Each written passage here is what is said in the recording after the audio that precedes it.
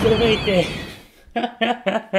Това е много тъпо. Окей, днес ще пробваме вкусът на City Cola.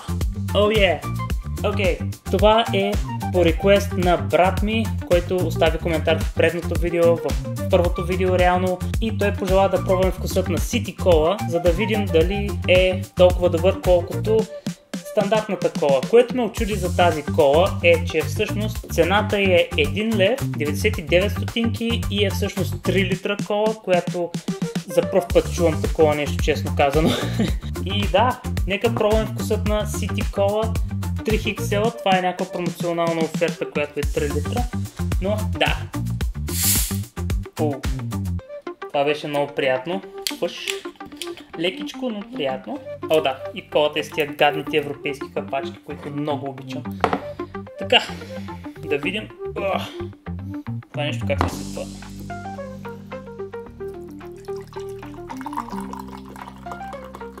Не изглежда много зле, консистенцията изглежда доста солидна.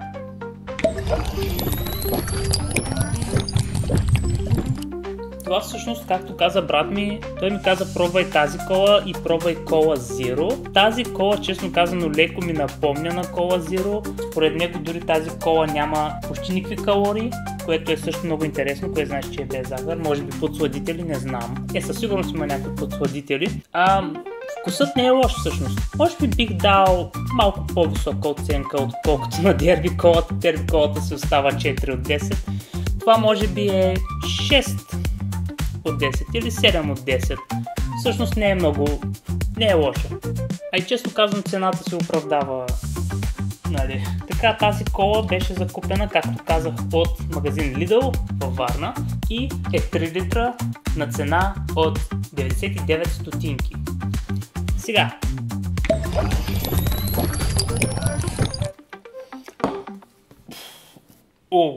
Окей.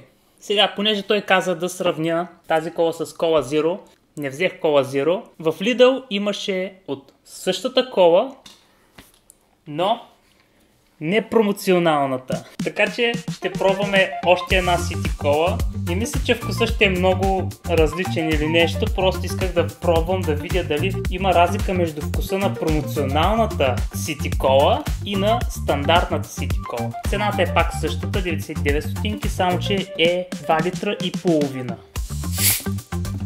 Това изфъшка малко по-силно, но аз си я държах отдолу, така че това го има на запис. Може би е моя вината. Да пробваме и City Cola Original, стандарт. Добре, няма да пълня чашата сега. Не искам да захабявам тия коли, все пак ще ги пия.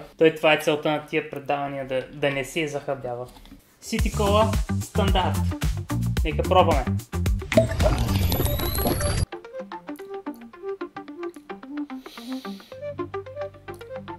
Всъщност има лека разлика в самия вкус, но е толкова лека, че почти не се усеща. Добре, стандартната City Cola всъщност не ми променя мнението. Тази кола е може би 6 или 7 от 10, защото бях приятно изненадан и от цената, и от вкуса ти. Това е.